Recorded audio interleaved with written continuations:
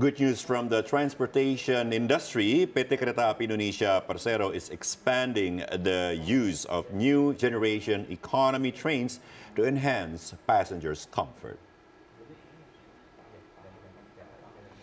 On Saturday, KAI Vice President of Public Relations, Ana Purba, said this step is part of the company's commitment to providing equal and modern transportation services.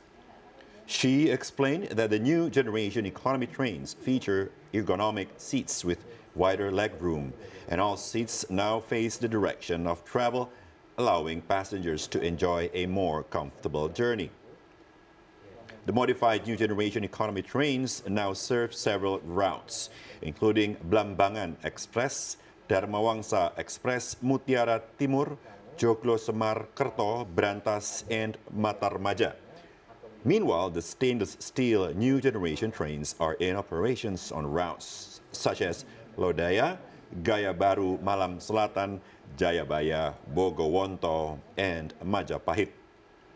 Ana added that this innovation responds to customer feedback and is part of KAI's strategy to meet modern transportation needs.